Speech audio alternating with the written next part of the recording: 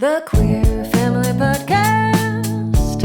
Love is love on the Queer Family Podcast. Love is love on the Queer Family Podcast. Love is love on the Queer Family Podcast. Love is love. Welcome to the Queer Family Podcast, the show all about family, but with gay, as we like to say. I'm Jaimie, and I'm your host, and I am here with Shan from the Lesbian Moms Club. Shan is here to help me introduce the interview that's coming in, and I am so excited to know you, Shan, and for this collaboration. So hi, Shan. Hi, I'm so happy to be here. Absolutely. So excited. So for those of you who Yes. might not know who Shan is, Shan, can you give us a 30-second elevator pitch on who you are and why I needed to have you come on and be a guest co-host with me? Yes, sure. Of course, like Jaimie said, I am the founder of Lesbian Moms Club on Instagram, but it's way more to me than just Lesbian Moms Club, okay?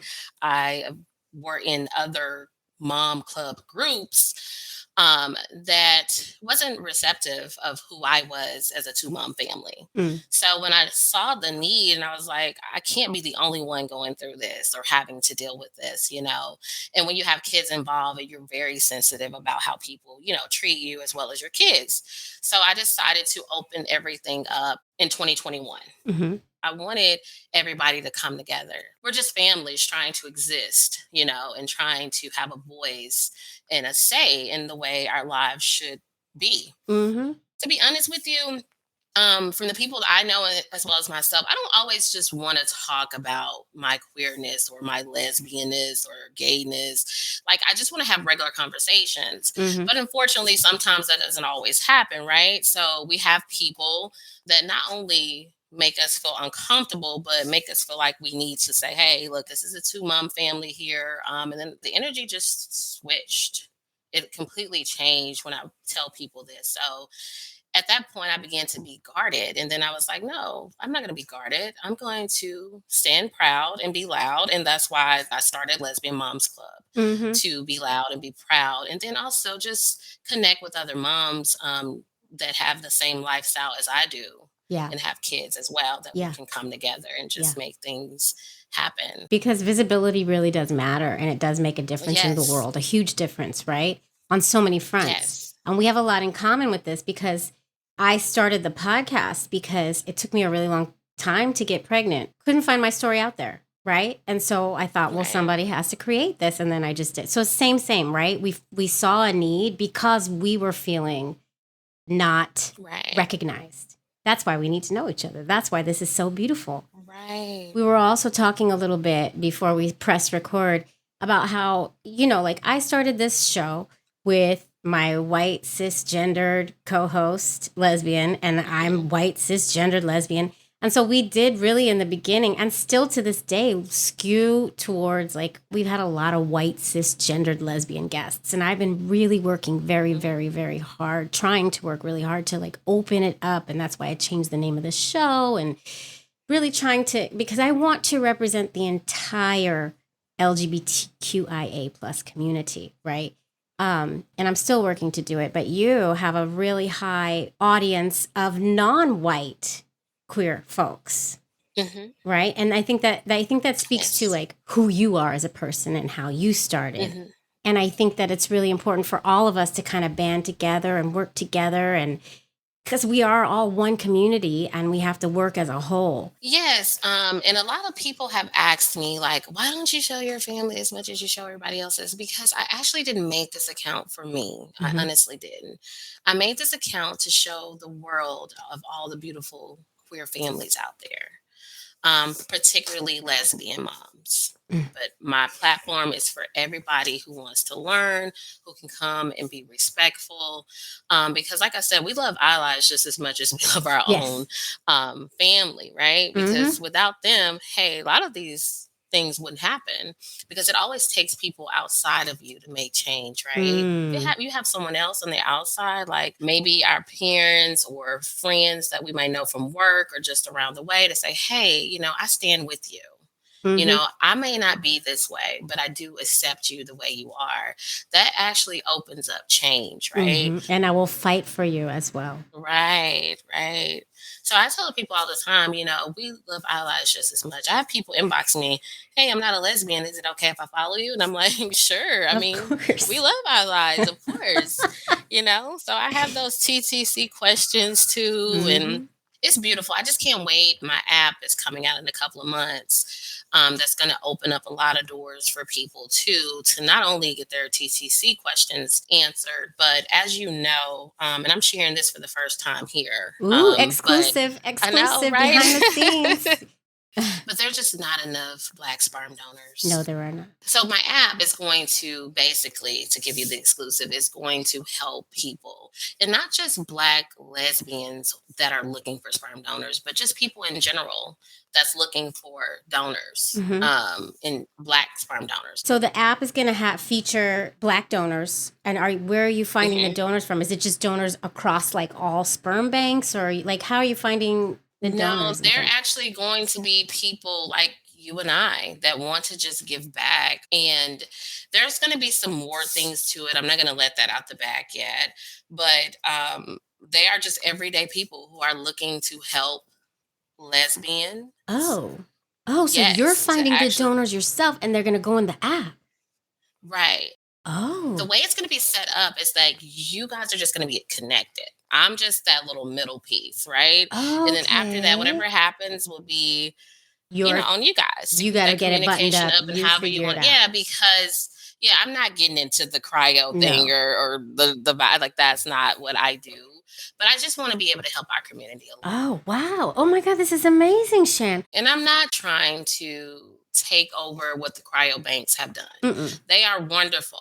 What they do is what they do. So I'm just trying to fill in that gap, basically. It's just saying like, hey, what if there are people out here that don't have $1,000 per vow to give? Or they may need to go multiple cycles, but because they only have enough for one vow or two vows, they can't, finish their journey. Yes. And I'm just trying to, like I said, just fill that gap. Because again, my daughter came from California Cryo Bank. And I'm very appreciative of them. They are amazing. I just want to put that out there so people don't think, hey, you're trying to outshine them. No, this is not that. I'm really wouldn't supportive of what they do. I wouldn't think that you were doing that at all, but there is a need for the folks out there who can't necessarily afford the price, like you said, and who can't find what they're looking for at the banks, which is a real thing. It's a real thing. Right. So, man, that's amazing. So where can everybody find you? And how do we keep them updated about when this app comes? Where is everybody going to find you and be ready for all the updates? I'm definitely going to share it to Instagram and Facebook as well as TikTok. So any one of those, you can follow me on all three, or if you can want to follow one or two, but either way, you'll get that information when I release it from those platforms at Lesbian Moms Club. So everybody go follow Shan at Lesbian Moms Club, and then share it far and wide when it all goes live, because that's really exciting. This episode that we're introducing is actually international. Kathryn also goes by Kit, and her wife, Nicole. They live in Bangkok, and they're from England originally, and they were married in Scotland. Their story goes all over the world. And then they got pregnant in Cambodia because they couldn't, it's not legal. Well, it's not legal to get married as a queer couple or get pregnant as a queer couple in Thailand. So it's a really interesting story. And their path to getting pregnant was really hard and restricted in Southeast Asia. And they just wanted to come on and share their story in case there are other queers over there trying to figure out how to jump through all the hoops that a queer person over there has to jump through in order to make a family. And they were looking for a Filipino donor. And so their donor search, the search for Superman, was an easy one because it was such a limited little supply that they could choose from, which speaks to what you were just speaking to as well. So it's a story, and I'm super excited for everyone to listen. And I'm so excited to know you, and I'm happy you came in to chat with me. And this is the beginning of more. Thank you for helping me introduce this episode with Kathryn, who goes by Kit. I'm going to ask my fake assistants who don't exist. Helen and Beulah, please roll that tape. The Queer Family Podcast. Wait, Helen, before you roll that tape, this is Jaimie's daughter, Rose. I have to tell you that you should join my mom's Patreon. My mom's Patreon. My mom works really hard on the show, but even with the sponsors, she really doesn't make enough profit to hire a real assistant or a team. So please go to Patreon. Please go to Patreon. So please go to patreon.com/The Queer Family Podcast and join now. You'll do a good thing and get bonus content. She really loves this stuff. Love is love is love is love. Hi, Kathryn. Hi.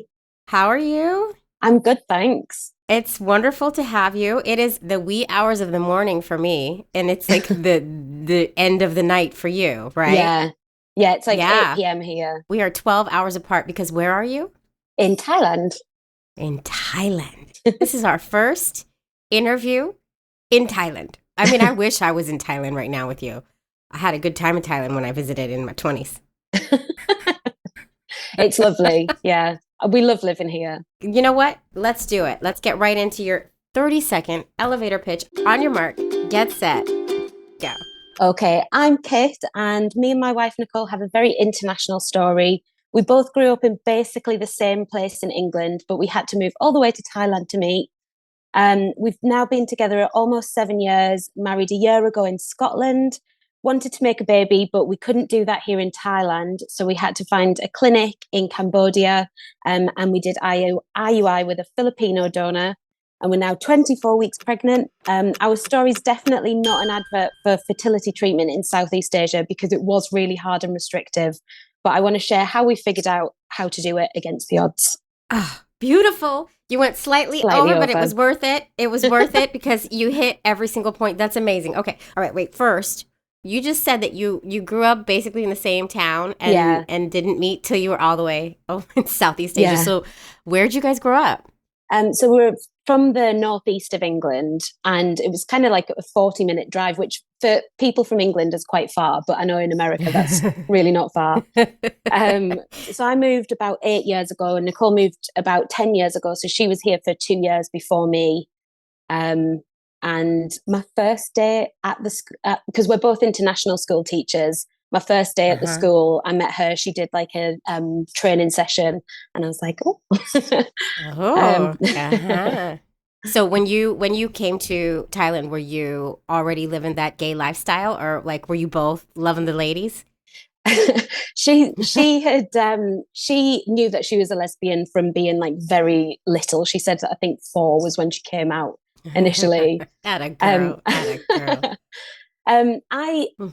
She was my first relationship with a woman, like same-sex relationship that I'd been in. But I kind of knew before I moved to Thailand, but I hadn't come out to anybody yet because I figured it was quite a difficult conversation to have with people if I then potentially maybe went through life without being in a relationship with a woman. Right. Yeah. Some folks wait to come out until after they find a relationship. Yeah. I waited too.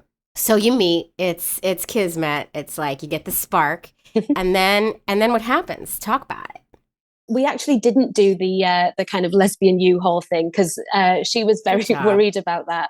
So now we look back on it, I did kind of unofficially move in, really, but we didn't officially do it until maybe a year or so, and then we were together a while, and we kind of. We talked about getting married. We actually got engaged in February 2020. And then COVID just kind of closed everything down. We were going to fly back to the UK that summer to do it. And obviously that didn't happen. Was the plan always to get married back at home? It's not actually legal to do it here. So I think the only place in Southeast Asia currently that allows same-sex marriage is Taiwan. But I think you've got to be, one of you has to be Taiwanese, I think. I think you're right. Yeah, because I interviewed somebody from Taiwan. Oh yeah, listen to that. Joelle, and I think you're right. And her wife was Taiwanese. So let's unpack that a little bit. What's it like living? Because listen, when I went in my 20s, I was like, holy shit, this is the place to be if you're gay. There were girls walking down the street with like bras on, holding hands. So I figured, oh, this is the place to go. Like, gay is like totally okay here. Sounds like it might not be completely. Yeah, it's an absolutely amazing place to be gay. We feel way safer here than, for instance, I do in my hometown. Like in my hometown, I would think twice before holding Nicole's hand in the street, but it's not an issue here at all. So socially, it's amazing. That's why we've stayed here so long, and why we don't really want to leave. But legally, unfortunately, it's not where you would think it would be for the social aspect. Interesting. So the lawmakers have not caught up to where Thailand has been for a very long time, actually, because I was there 20 years ago. Yeah. God, I can't believe I'm that old. But yeah. Oh my God. Yeah. Okay. All right. So socially it's great. Legally not so much. So y'all decide, okay, we're gonna go back home and we're gonna get married. Yeah. Well, we knew that we could do it in the UK very easily, and it also for kind of more practical purposes. It's good to have like a UK marriage certificate. So we thought, well, that's easy to do. Turns out it actually isn't that easy to do in the UK anyway. The laws in England about how long you have to have been in the country before you get married, or been in one place before you get married, are they're really complicated and a bit archaic, really. So the time that we were able to travel back, again, in the depths of COVID, we had to get about 5,000 PCR tests to do it. It actually transpired it was easier to do it in Scotland. So that's what we did. Wow. I don't even know what the laws are here in regards to being in the country before you get married. Huh. There's like a weird thing where you have to like post your intentions, and then as I understand it, Nicole did all the organising of this. But as I understand it, you have to like your names have to be posted outside the registry office for a certain amount of time for people to like come forward with their, I object. And oh God, it's something that's to do so with that. old fashioned. It's like interesting. Okay. All right. So when does the family conversation come in? Like, was this way back when you met? Did you start talking about babies right away? I can't really remember exactly when we started talking about it, but I had known that I wanted to have kids. Nicole thought that she did, but she kind of didn't realize that it was an option for her. She just thought that she wouldn't have a family because she hadn't seen it before. Right. So I think we really started properly considering it in summer 2021, because that's when we started going and getting fertility testing done and kind of checking that everything was okay. And then we wanted to get married before that, just again, kind of a legal aspect of it, and to have a bit of protection. Okay. All right. So let's get into baby making, because this is the main reason. I mean, your story is amazing, but this is one of the reasons you wanted to come in and tell your story, because it wasn't the easiest journey, was it? Definitely not. We knew that we couldn't do it here, because unfortunately it's not legal for same-sex couples to have fertility treatment here. So it was kind of figuring out, okay, how do we actually go about doing this then? We started by doing all the fertility check-in. So I kind of got bloods done, got ultrasounds, got the HSG, the X-ray that was horrendous. Some people it hurts, some people don't feel it. Like I didn't feel anything at all. It's so interesting how our bodies work. Well, that's good. I remember being in there and thinking, oh God, this is really painful, and I'm trying to have a baby. It's gonna get worse. I need to deal with this. It's gonna get worse. So you did all of this testing in Bangkok, though. Yeah, we did it here. We did have to withhold quite a lot of information from them. So like what? So Nicole went with me to every appointment, but it was like she was kind of the supportive friend. That was, you know, and she was very supportive because she actually came in and asked questions and all that kind of thing. They must have known, but we always call it gal pal. Gal pal. Yeah. Was it kind of like a known thing, but just not spoken, or was it really like you were really being incognito here? We had to be incognito because I think the first thing was that the doctors could have said no, like we're not going to do this, but also they could get into trouble afterwards, and that is scary. Yeah, that is scary. But they're okay with a single lady doing it on her own. No, So you have to be a heterosexual married couple. So you just were like, my husband is like working abroad or some shit. That's like, exactly what I said, yeah. And she was like, oh, so you've been trying like at home? And I said, yep. Really hard. Really, really hard. It's just not exactly. I don't know what's wrong. One of the main things that came from that we weren't sure about, that we were a little bit worried about, was they couldn't detect any like follicles being matured. So they were saying, and that happened on a couple of occasions. So they never found a mature follicle. And so they were saying, oh, maybe you're not ovulating. And I was doing ovulation strips at home and never got an LH surge or anything like that. Oh, wow. But you were still getting your cycle, right? Yeah, exactly. So I feel like there was something going on that was, I don't know, a bit different, but I was very regular and I tracked my periods constantly. So I don't know what the issue was there. But for that reason, we were like, right, we know that we're going to have to travel to do this. We're not sure where we can exactly do that.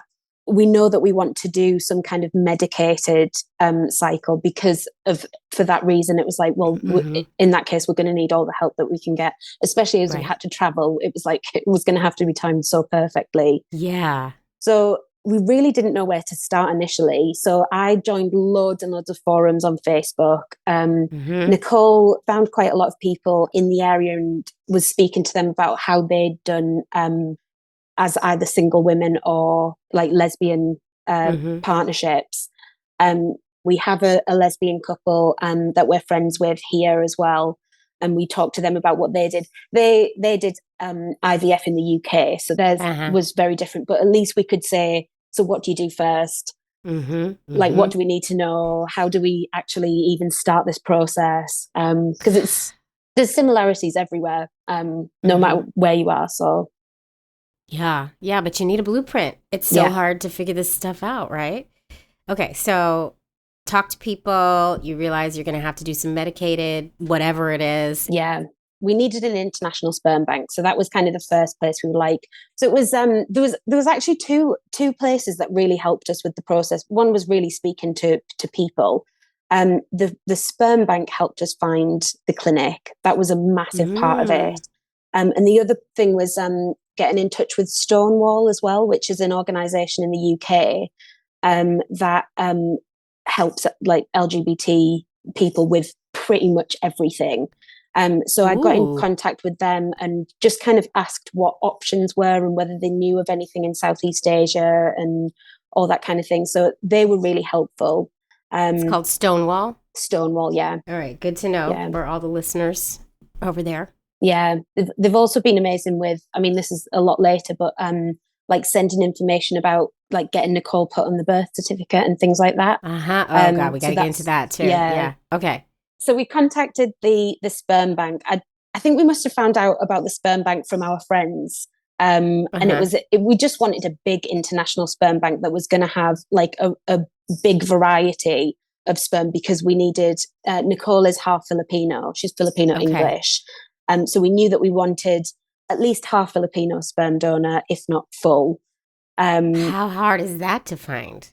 Well, we when we were searching for the donor, we opened a bottle of Prosecco because we were like, it's going to take us ages. And I'd listened to this podcast. I'd been on all the groups and everything. And I was like, it's going to take us ages to find this. Months. We got months. Yeah. I got my binder ready. I got my organizers ready to stick on. Yeah. Yeah. And so we typed in Cambodia, like where we needed to ship to. And then we clicked, like there was literally one filter that we put on and it was Filipino. And it went from like 750 to like 7.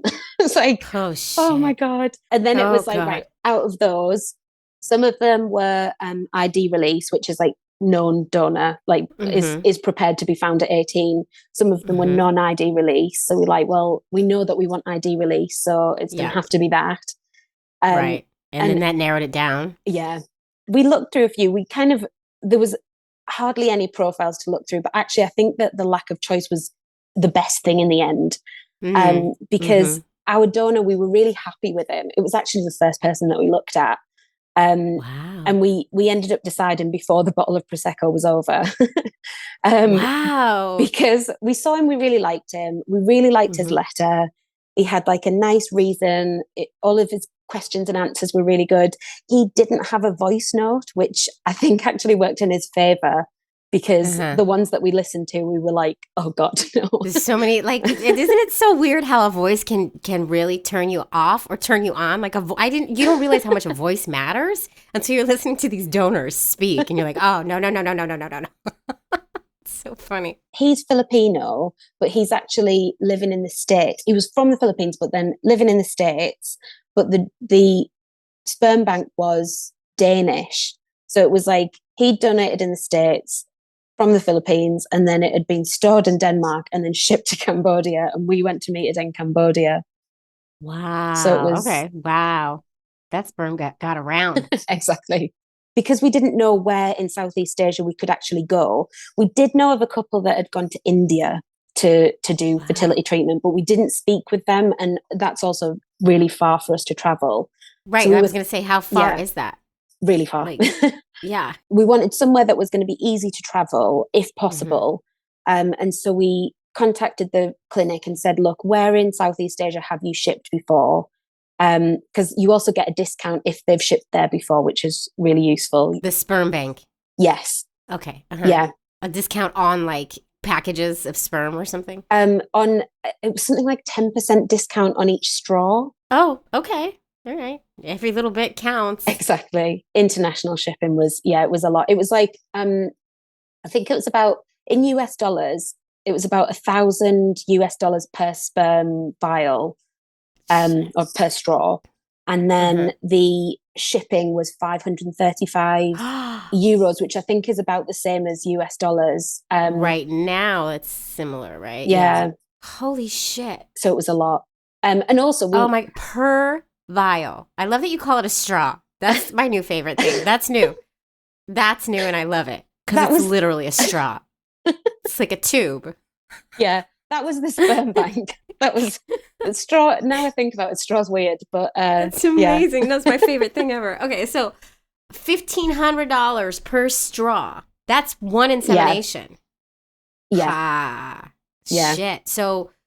So what was your conversation about? How much are we going to buy? How are we going to do? Like, because you got to do, because if you ship more in bulk together, is it cheaper? Like, what do you do? Yeah, I don't know how many straws, vials go in each shipment. But, in the big R2D2 tank? Yeah.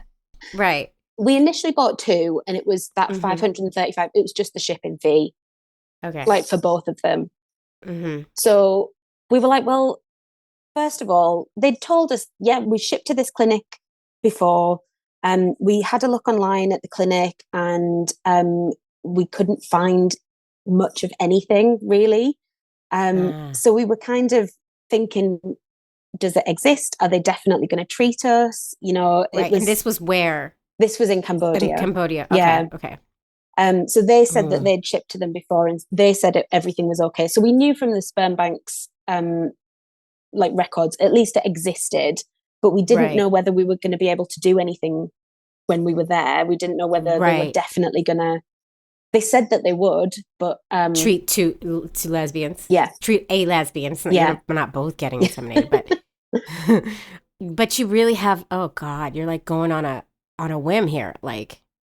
Yeah, you have no way of really knowing that it's going to be okay once you spend $1,500 to get your sperm there. Yeah. Oh, jeez. Oh my God. So we initially decided, well, we'll just do 2, and then if we haven't lost a huge amount, we knew that we were going to need to buy more than that in the end.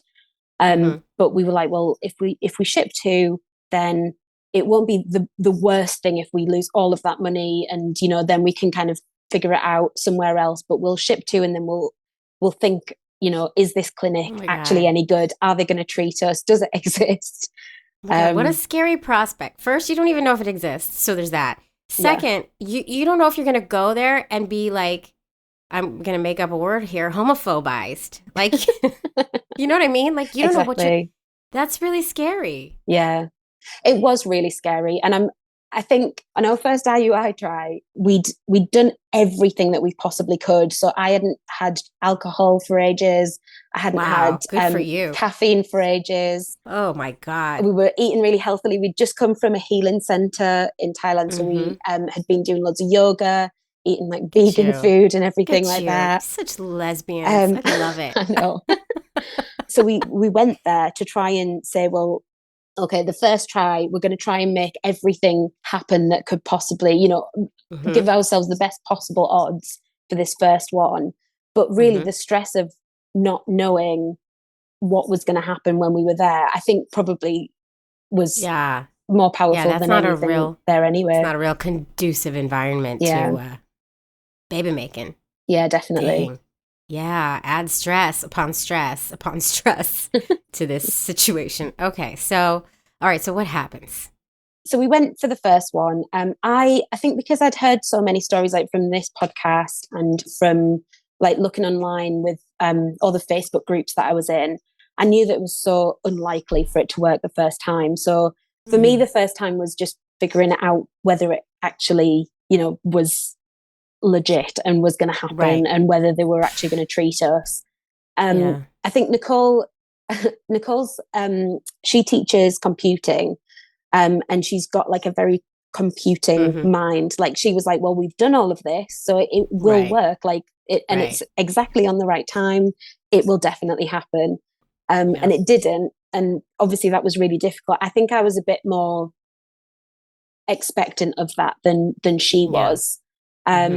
But we'd actually taken time off work for that to go as well, because we didn't know how long we were actually meant to spend in Cambodia to do it. We were like, we gave ourselves, I think it was 4 days the first time, to kind of go to the clinic, to get everything set up, to like get the scan, get the IUI done, have a bit of chill time afterwards, and then fly home, which is obviously which is not really what you want to do 2 days after an IUI, but it was okay. What was it like walking in there and you don't know what you're going to get? Were they warm? Were they welcoming? How'd it go?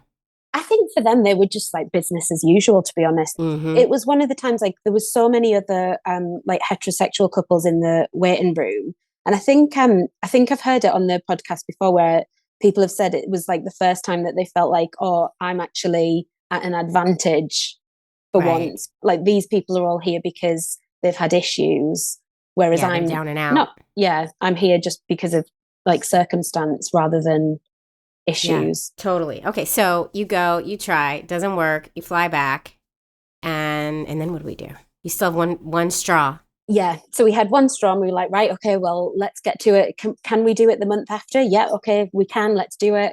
We kind of got into a weird cycle where it was like 2-week sections where you were like, right, okay, well, IUI, 2 weeks, okay, let's test. We did really well at not testing before 2 weeks as well. Good job. That's hard. I saw so many people in the groups that were like, they'd take a picture at like 6 days and then they'd be like inverting the colors and everything. I was like, I don't want to do that to myself. No, you drive yourself crazy. I have bought so many pregnancy tests in my 3 years. I can't even. It's like so ridiculous. I don't ever want to look at a pregnancy test again in my life. I did secretly buy loads. It was only once we got a positive one that I admitted to Nicole how many I'd actually bought. So I just was convinced it was going to take so long and that we would need so many, and Wow. So you were still doing like the testing and stuff in Thailand, but then you would go to Cambodia to And so you went the second time. Yeah, so it was 2 weeks. We found out that it hadn't worked, and then we were like, right, okay, book the flights again. Book all the appointments. And how much are flights? Not hugely expensive. I think they were around like 100 to 150 US dollars ish per person, which obviously every time you go builds up. Each time. The treatment itself was actually really cheap. So it was 250 US dollars for an IUI, which was really good. It was a lot more expensive for IVF, so we were like, please, I would really like IUI to work. Yeah. And they charged you to hold the sperm there? Yeah, there was like a storage fee. That was really cheap, which was good. Small mercies, there we go. Yeah, but it was adding on the price of the flight and the hotel every time as well. That was kind of like the treatment price as well. Yeah.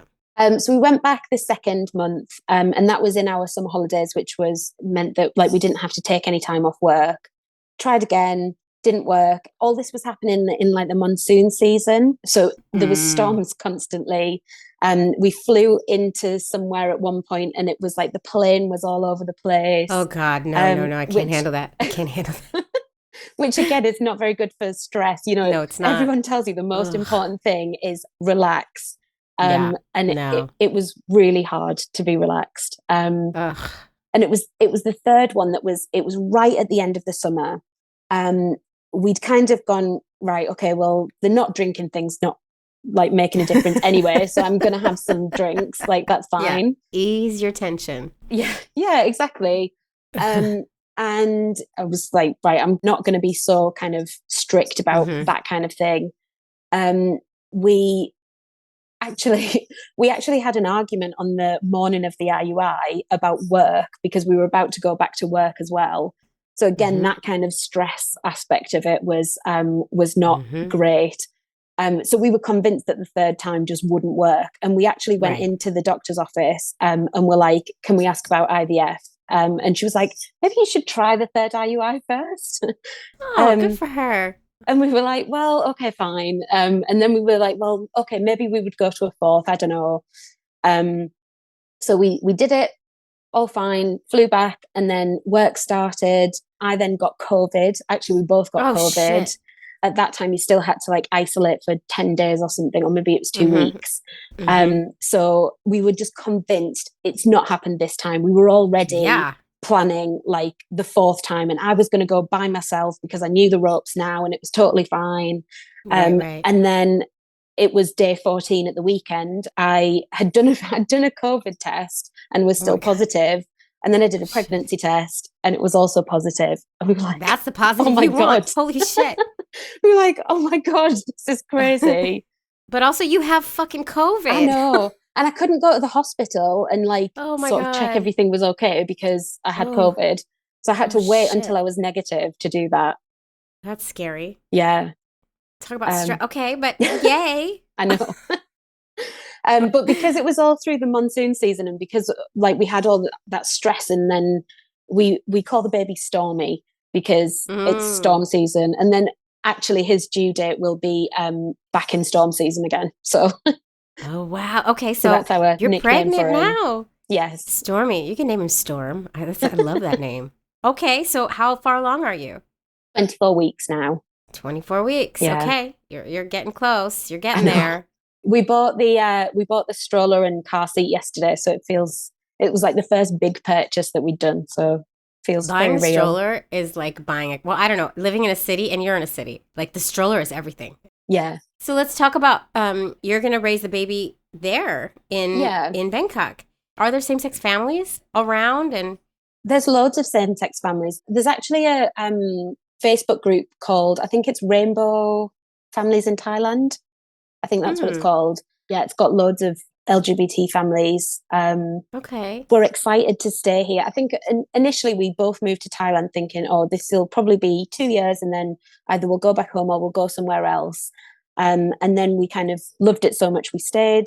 Then we thought, well, okay, we'll have a baby and then we'll go. But we both really want to have the family and raise them in Thailand. Amazing. Because it is such an amazing place to be. That's so exciting. I'm so excited for you guys. This is fun. Thanks. We're very excited too. We're definitely thinking, I mean, obviously we haven't had this one yet, and we are already thinking about the sibling. Okay. Because we want to make sure that like everything's set up and okay for that as well. We've still got 2 straws in Cambodia. 2. Okay. And we're planning on buying, I think, 4 more and storing them for a while. I think that's smart. Yeah. I always recommend buying more sperm because my journey took very long. So I went through a lot of sperm, but I think it's better to have more than less. Yeah. And then you can always sell it. You can always give it to other families who are trying if you don't need it anymore. There's options for it. You just have to pay for the storage, unfortunately. The things we go through, the things we talk about, it's ridiculous. I think now that we feel like everything's okay and everything's kind of progressing well, we kind of feel like we can relax a little bit. Although every time I go for an appointment, I feel like they're going to tell me something bad. Well, yeah, that's normal. But what about, you're still incognito? Yeah. Now that we're pregnant, it's actually fine. It's not an issue now. Because hospitals don't ask questions particularly. You know, they know that. So when the baby's born, we'll be able to only put me on the birth certificate. So Nicole won't be able to go on the Thai birth certificate. But there is a process by which we can get her put on the UK certificate. I think it's quite expensive and time consuming.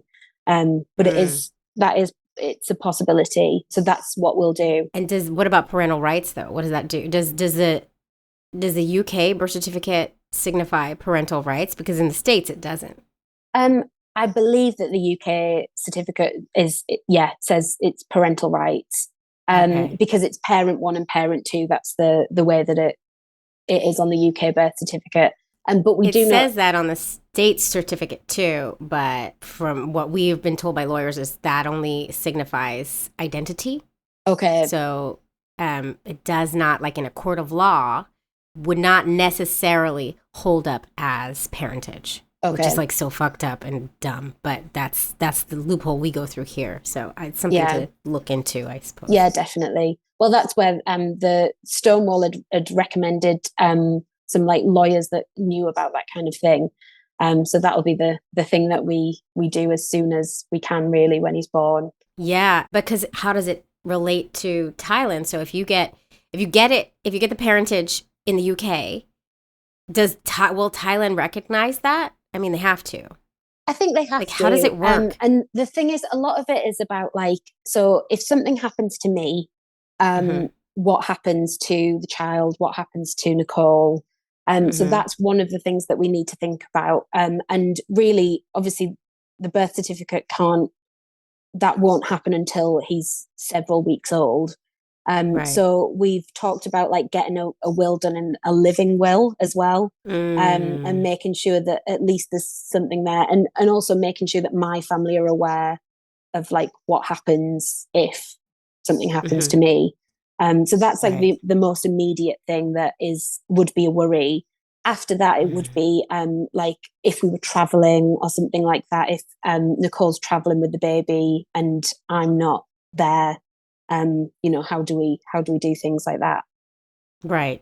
And in most cases, nobody would ever bat an eye. Nobody would ever ask a question, but you just don't know. Yeah. And so you have to go through every single scenario to make sure that everything's buttoned up and good to go, right? Yeah, definitely.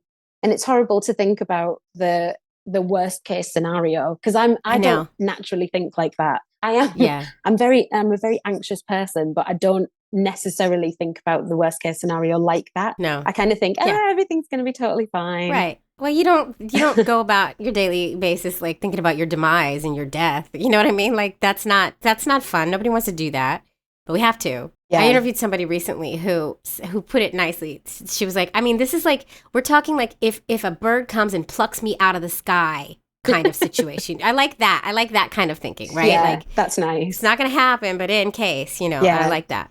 I like that mentality. But, God, a lot of things to figure out and go through. And I'm so glad you came to talk, because when we had our pre-call, you said, I want to help other couples. If I can help one other couple who's over here or international and trying to figure this out, then it's worth it. And so that's why, it's a big reason why we wanted to tell this story, just to give somewhat of a blueprint, right? Yeah, definitely. We actually met a couple here, also international school teachers at a different school, at a brunch, actually, a drunken brunch that I wasn't drunk at because I was pregnant. You gotta love those. But they were planning, they were both from the UK and were planning on going back to the UK to do fertility treatment and then moving back out to Thailand. So they were kind of going to pause their life really for a while. Yeah. So we spoke with them and said, look, we do know a way that you can do it here. It's hard, but it's possible. So it was really nice to be the ones, because we'd gone to other couples and asked them, how do we do it? Then we were the couple that kind of were able to help others. And that was really nice to pass that on. the knowledge that we'd gained. That's great. It's queer drafting, LGBTQ drafting. That's what we do. Yeah. We help each other out. Yeah. Thank you so much for telling your story. And, I think I'm so excited. You have to stay in touch. You got to let us know. You got to send us a picture when that baby comes. We will. Well, we're all sending you good baby juju, good baby juju, good birth juju. Thank you. Yes, I need that. No scare stories. The Queer Family Podcast. Well, folks, I really hope you enjoyed that episode. I know I did. What a good story. But the conversation is not over, folks. Be sure you're following the show on all the socials. We're on Instagram, TikTok, Facebook, Twitter, and YouTube at the Queer Family Podcast. You're going to get photos of all the guests there, some videos, and just, all around fun from yours truly. Who doesn't want that? Don't miss out. You don't want FOMO. Nobody wants FOMO. And don't forget to join me on Patreon to help me create this super important queer content. You're going to head to patreon.com/the Queer Family Podcast to sign up and get that bonus content. And one more thing, if you love this show and want to represent your love for us and our beautiful families, you need to head to our shop and get some Queer Family Podcast merchandise. We've got so many designs, and you can put these designs on any product in the store. We've got t-shirts, mugs, hoodies, notebooks, face masks, laptop cases. You're just going to go to tpublic.com and search for the Queer Family Podcast. Or you can find the shop on our website at thequeerfamilypodcast.com. There's so many ways. All right, folks, that's it for this week. Tune back in next week for another episode all about family, but with gay.